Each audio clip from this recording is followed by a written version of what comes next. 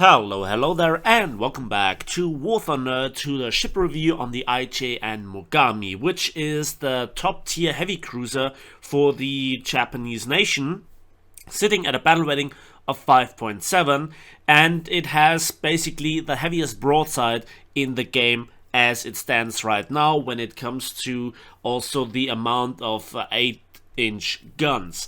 Now, how this all works out, how the values stack up to the opposition, and how it actually plays out in battle has to be reviewed in this video. Now, the next thing is that I think by itself the IJN Mogami has some good and not so good statistics, but very often something that looks on paper really good gets countered by something that is not that obvious, leaving the ship not really being that desirable in actual battle. But it also can be made work, and I wanna talk about how this can be achieved later on in the video. But obviously, before I run down the statistics with some background footage, etc., there is a 5-minute guide, or shall I say a slightly extended 5-minute guide by the ever awesome Drachinifel, which talks about the historical career of the class and the ship in particular, so I hope you guys enjoy. The Mogami class were Japanese cruisers of the early 1930s and would later become something of a case study in Japan's avoidance of various naval treaties. At the time of their construction, Japan was still technically bound by the London Naval Treaty, which specified that they were only allowed to have 12 heavy cruisers, that is, a cruiser with a main caliber armament greater than 155mm or 6.1 inches, and with the 2 Furutakas, the 2 Albers, 4 Miyokos and 4 Takaos in service, the Imperial Japanese Navy had reached this limit. And so, for the 1931 Fleet Replenishment Program, the Japanese Navy ordered a design that technically fit the definition of a light cruiser, with a main battery of 6.1 inch or 155mm guns in 5 triple turrets, thus giving a total of 15 guns. A pair of turrets superfired aft, and the other 3 turrets were placed forward, with the third superfiring over the second, which in turn sat at the same level as the first. In theory, the gun's high maximum elevation gave them a dual-purpose main battery, but in practice this was more ambition than reality. 4 twin 5-inch mounts for a total of 8 guns and 4 single 40mm cannon made up the ship's anti-aircraft armament. Whilst low by mid-World War II standards, at the time of construction it was actually a relatively heavy anti-aircraft battery. A total of 12 torpedo tubes in 4 triple launchers, 2 per side, completed the ship's weaponry. Belt armour was quite heavy for a light cruiser, with 5.5 inches over the magazines and 3.9 inches elsewhere, with the belt itself inclined at 20 degrees. Conversely, the slightly less than 1 inch of armour on the turrets was somewhat less than stellar for those who wished to be able to operate the ship's guns and also remain this side of becoming an honoured ancestor. Compared to the rather monolithic superstructure of the Takaos, the Mogamis had a smaller bridge tower and overall a smaller superstructure above the main deck, with welding and aluminium used to cut down this weight still further. Most of this reduction was to allow more displacement to be allocated for the power plant, which generated about as much shaft horsepower as the power plant on HMS Hood. Another weight-saving measure taken was trunking the funnels together, which gave it a very distinctive broadside profile. The engines generated 152,000 shaft horsepower, driving 4 shafts for a theoretical top speed of 37 knots, which was about as fast as the Japanese Navy's destroyer forces. The reasons for this high speed were varied. The idea of the Imperial Japanese cruiser force was to attack an enemy battle fleet and screen ahead of the main decisive battle, operating alongside the destroyers, so the speed was needed to keep up with the smaller ships. At the same time, it was thought that an enemy would no doubt run away from the Imperial Japanese Navy, since they were of course dishonourable gaijin, so speed would be needed to overhaul the retreating foe. And of course the higher speed would also allow them to dictate the course of an open ocean engagement if they happened to run into another cruiser. All of these capabilities might sound somewhat ambitious, since compared to the US response to the Mogamis, which was the Brooklyn class, they carried the same firepower, but could go 5 knots faster with a heavier anti-aircraft battery and thicker belt armour. And the Brooklyns would struggle to get under the treaty limit of 10,000 tons. So, would you believe the Japanese actually tried to pass off the Mogamis as 8,500 tons? Well, I didn't think so. Internally, the Japanese thought the displacement was more like 9,500 tons, but by the time they'd actually built one, it turned out to be just over 11,000 tons. Indeed, when the Royal Navy's Director of Naval Construction was told about these ships by British Naval Intelligence, they quoted the public displacement figures of 8,500 tons, to which he replied that the capabilities listed could not be achieved on that displacement, and that the Japanese must either be building their ships out of cardboard or lying. As it turned out, it was probably a bit of both. Even with an 11,000 ton actual displacement, it turned out the designers should have probably added a little bit more structure to the ships, as during the infamous 4th Fleet incident, in which the aforementioned 4th Fleet was hit by a typhoon, a number of ships, but for our purposes specifically the Mogami itself, developed a rather worrying number of hull cracks under the strain of the wind. As a result, retrofitting was needed, and hull bulges, strengthening and other works added to the ship's displacement, as well as cutting the speed by 2 knots. Shortly thereafter, Japan decided it wasn't going to follow the later naval treaties, and so plans were put in place with somewhat worrying speed, almost like they planned for this. And the 4 ships, Mogami, Mikuma, Kumano and Suzuya, had their triple 155mm turrets lifted off and replaced like for like with twin 203mm or 8-inch turrets, which just happened to be lying around. Some of the 155mm turrets that were taken off would later feature on the Yamato and Musashi's original secondary battery incarnations. From the start, the Imperial Japanese Navy had in fact planned to be able to flip these ships over to heavy cruisers as soon as they reasonably could. Further refits, as well as the rearmament, increased displacement and dropped top speed to a fraction over 34 knots on a good day. All 4 ships would have active and interesting careers during the Second World War, initially being tasked to help seize the Dutch East Indies. In this role, Mogami and Mikuma helped to sink HMAS Perth and USS Houston at the Battle of the Sunda Strait. Although during this action Mogami would also launch a salvo of 6 torpedoes and score one of the most successful torpedo salvo launches of the war, hitting and sinking 5 ships. It was just somewhat unfortunate that those ships happened to belong to their own side and were part of the Japanese invasion fleet. Nonetheless, the class would go on to see a number of different actions before all 4 sisters would rejoin for the Battle of Midway. The Battle of Midway went somewhat less than brilliantly for the Imperial Japanese Navy in general, and for the class in particular, with Mogami and Mikuma colliding whilst undertaking efforts to avoid a US submarine. Nobody had told them about the Mark 14 torpedo, so they still thought they actually had to try and evade. And partially as a result of this collision, Mikuma was sunk by US Navy carrier aircraft shortly thereafter. Mogami made it home after having also been hit by dive bombers, and her damage was repaired, along with a program that included the removal of the aft turrets, which replaced them with a flight deck and made her into a small hybrid carrier.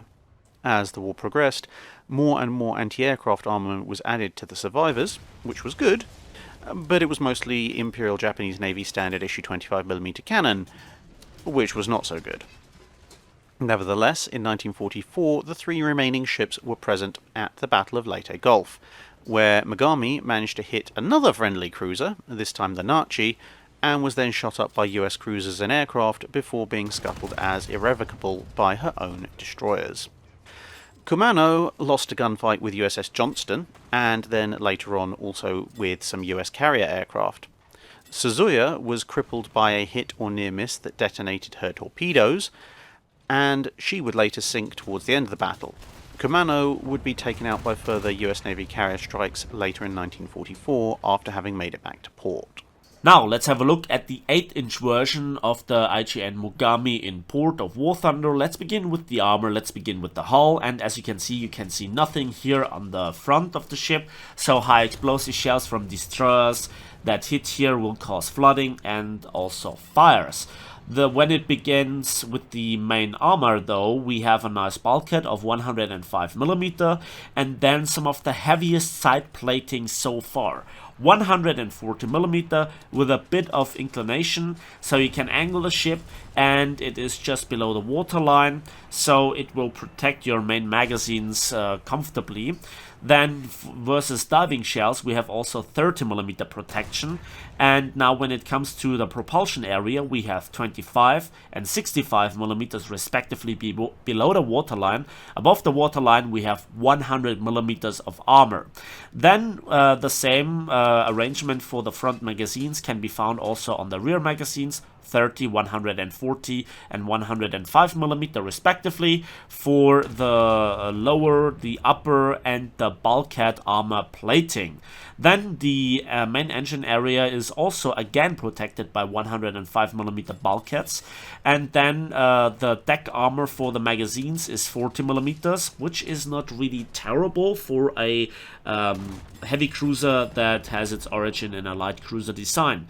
Then we have a rudimentary turtleback arrangement with an inclined deck armor of 60mm, which is actually not that terrible, but again a lot of the high explosive shells have a greater hitting area and will punch through that when they come from bigger shells.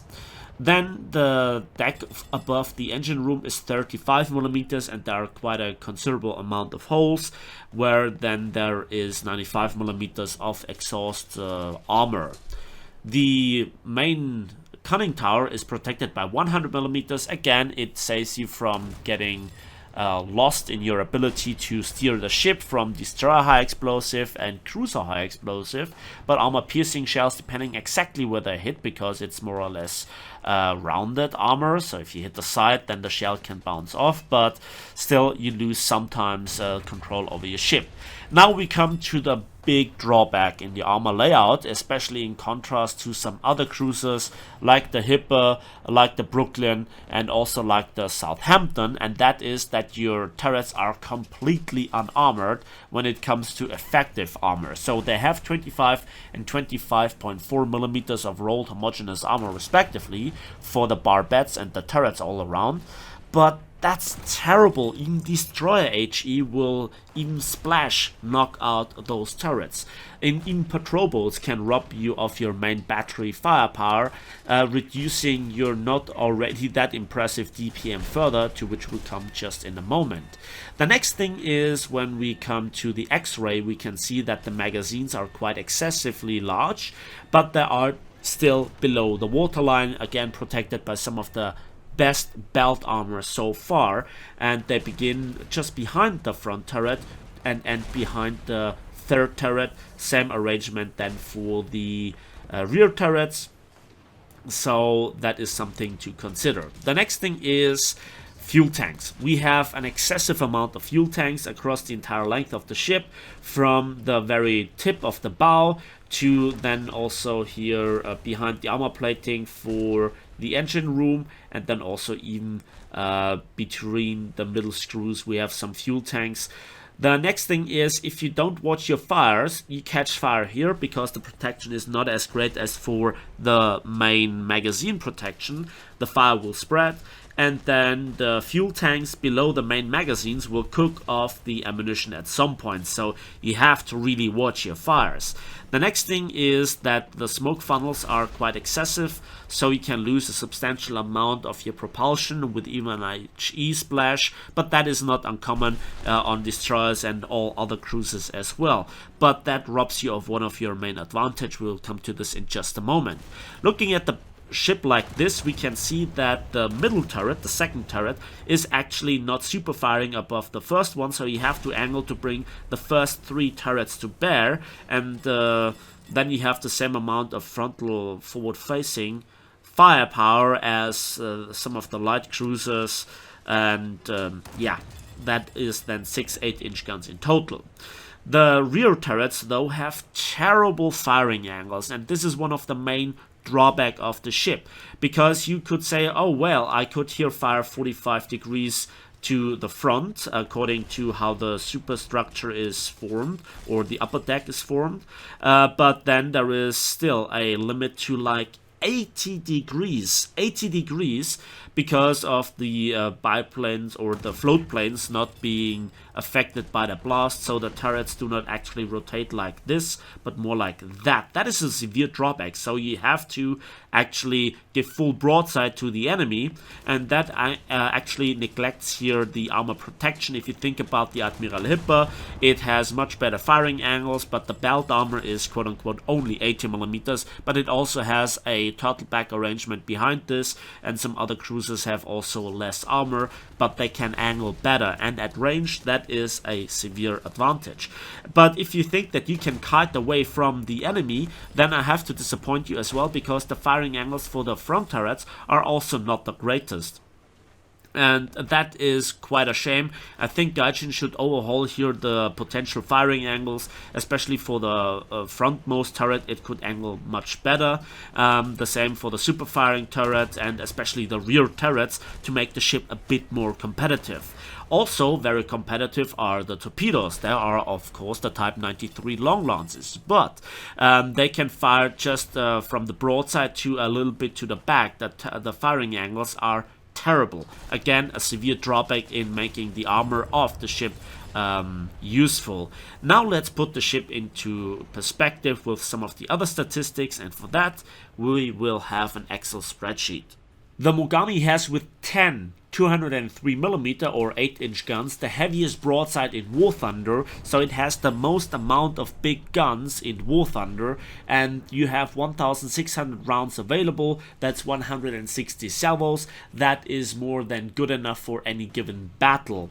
The reload, though, reduces this huge amount of guns so far in patch 1.91 to a mere 40 DPM. 15 seconds is terrible. So first of all, the Admiral Hipper has 12 seconds, that's 3 seconds less, and the Kirov even 4 seconds less. Not even talking about the rate of fire of some of the light cruisers that have more like twice the rate of fire. The effective DPM with 40 is the joint lowest with the Admiral Hipper, but the difference to the Admiral Hipper and a lot of the other ships is that they retain the DPM way better, because the gun turrets are armored and they have sometimes effectively better armor layout, like the Admiral Hipper's distributed armor scheme and turtleback arrangement reduces the amount of time spent in the repair and sealing the leaks, extinguishing the fire, repairing the turrets and other stuff. So the Admiral Hipper has effectively better DPM under real battle conditions when it gets shot, and that is already showing off some of the great disadvantages that these ships bring to the battle. So you have the most amount of guns, you have the highest joint highest caliber, but your DPM is the joint lowest. Now, let's talk about one of the greatest things about this ship, and those are the torpedoes, the Type 93 long lances. 610mm monsters, you have 24 of them, which is doubling the amount of torpedoes compared to any other cruiser so far in this comparison, and they have the longest range, 20 kilometers. They are by far the fastest with 93 kilometers per hour. They have the heaviest warhead, so they are pretty damn impressive. Only drawback are the firing angles, and that you only have 12 ready per side and you have to reload them. But again, a lot of the other ships would wish to have those problems when it comes to the torpedoes, because half of the ship in this comparison don't even have torpedoes. The displacement is the second highest, only being dwarfed by the Admiral Hipper, which invests the additional 3,000 tons of displacement in armor, especially around the turrets where it lacks on the IJN Mogami, again being one of the major drawbacks. The only other ship that comes close is the Chapayev. Now, usually having more displacement is an advantage because you can soak up more damage. Your crew is usually better distributed. With the IJN Mogami, this is not all that great, although recently the magazines have seen a health buff, if you will, and so the ship doesn't explode as regularly anymore as it did before.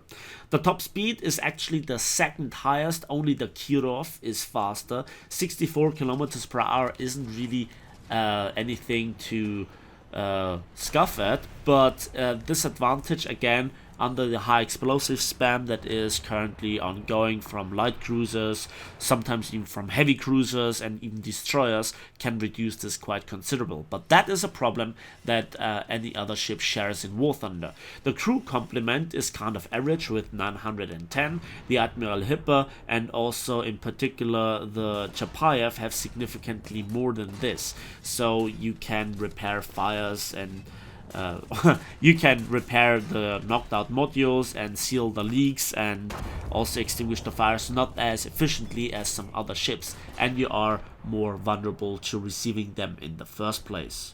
The Mogami's 8-inch guns have access in 1.91 to 3 different shell types, and the first, the stock 20.3 cm type 0HE shell, has an initial mass velocity of 835 meters per second and delivers a bursting charge that is equivalent to 7.75 kilograms. That produces a kinetic factor of 93 millimeters at 1,000 meters distance and 59 millimeters of a bursting charge explosion penetration of 59 millimeters at any distance versus any angle. If we put this into perspective, it becomes apparent that this is actually not that far off from the HMS Tiger's 6-inch high explosive shells that have 7.1 kilograms of TNT filling. The Admiral Hipper has both better mass velocity and also better bursting charge at 8.9 kilograms of TNT equivalent and 925 meters of mass velocity. The Kirov dwarfs both the IJN Mogami and Admiral Hipper in terms of bursting charge because it brings 12.2 kilograms to the table for smaller shells that also travel faster at 900 meters per second. So the high explosive shell isn't really terrible, but there is room for improvement in terms of game statistics. The second shell type is the Tier 1 upgrade, which is the 20.3 cm type 91 AP. The shell designation, which is very important in this case, is the AP BC round. It travels at a mass velocity of 835 meters per second, and it carries a bursting charge that is equivalent to 2.95 kilograms of TNT. The initial penetration value is 364 millimeters, which is the second highest, just after the Admiral Hipper and still in front of the Kirov with its AP CBC round. However, the Admiral Hipper and the Kirov have both significantly better mass velocity, having to lead the target less, giving the target less time to dodge the shells. And again, the IJN Mogami has to give full broadside. The next thing is when we look at the penetration values at 10 kilometers, which is especially the initial gunfight distance of the cruisers, or roughly around about this, we can see that the Admiral Hipper has twice the penetration of the Mogami, and the Mogami falls actually behind not just only the Kirov, but some of the light cruisers, the likes of the HMS Tiger and Chapayev, and is not really that far ahead of the USS Brooklyn and HMS Southampton. So this is really bad, but it gets even worse when you look at 15 kilometers. While that is not really a combat distance that is practical in War Thunder for those heavy cruisers as of right now, and a lot of the ships aren't even that far away even if they spawn, you can see that when it falls down to 43 millimeters of penetration, if you compare that then to some of the other ships, that even the light cruisers then double nearly that penetration value. Also, because it's not an AP-CBC round but an AP-BC round, that despite the ballistic capping, it seems to have an awful amount of air drag, and also it has less penetration power versus angles. Now, since any shell comes in at a slight angle at that distance, you can see that you have a lot of trouble going through belt armor, punching through angled armor, punching through turret faces of the likes of Brooklyn, Hipper, and also Chapayev, and to a certain degree also Southampton. So the AP power, while not having the worst bursting charge and the worst muzzle velocity, it's definitely not really the AP shell that is really convincing me. Very often you do little to no damage despite hitting an enemy ship, which you are not that competitive compared to the Hipper and the Kirov in the first place. The third and last shell type is a tier 2 upgrade, and that is practically the 20.3 cm type OHE stock shell, only with a time fuse. So we have the very same statistics of 835 meters per second muzzle velocity, 7.75 kilogram TNT equivalent bursting charge, and 59 millimeters of penetration at any angle at any distance, and that is not very practical since the turrets don't have really the best firing angles, the turret rotation speed is painfully slow, and also the elevation is quite limited. You better still fire at enemy ships and make your DPM work against those. Since you also have to decide yourself for only 2 main battery shell types, you better take the most amount of shells, the stock HE shell, and then a certain amount, roughly a third or up to a half, depending on your exact playstyle, of the AP shell with you, and just simply ditch the flak shell. So now let's come to a final verdict of this ship. First of all, it still has some advantages. It still has the heaviest broadside, it still has the long lance torpedoes, and also the health buff to the magazines let it survive 1 penetration more from the 6-inch gun light cruisers, whereas if you manage to penetrate the magazine with your 8-inch shells, then that is a guaranteed ship explosion on the other end of on the receiving end of your guns. That's what I wanted to say. But you really have to pay quite hefty for that. Your AA abilities are abysmal. They are really, really bad. The turret rotation speed is bad. The armor on the turrets is bad. The DPM is bad. You have only the 3rd strongest high explosive shell in the game, and also your AP is very ineffective, especially at range. But you have to stay at range because, again, the turret rotation speed, the armor layout, and the turret firing angles make your rather good armor not that good, and that all is resulting in a very limited playstyle where you are best at long range supporting your cruisers and destroyers that try to go for the objective. You never come close to the enemy's side, and you get shot up all the time. So if you are under pressure, you're one of the easiest ships to disable and to knock out.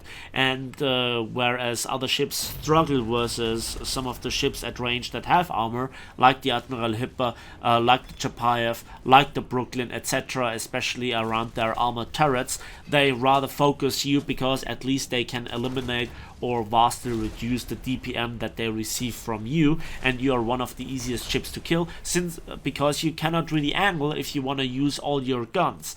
And if you use only your front turret, that severely reduces the DPM that you can bring to bear. So you are easy prey for the enemy, not just for the ships but also for the planes.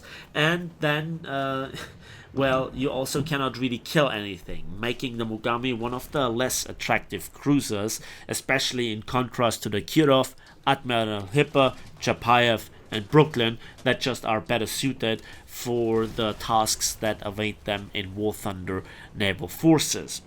But the ship is pretty elegant, and one secret tip that I only bring in now, which somewhat increases the usefulness of the ship, is that you don't stop light flooding. If you can control your flooding, that really extinguishes the fires before you have to deal with them, and that lets you keep up more of the DPM. You can concentrate on repairing the damage that you receive, and that really is one hidden feature that one of my subscribers told me in one of the comment sections.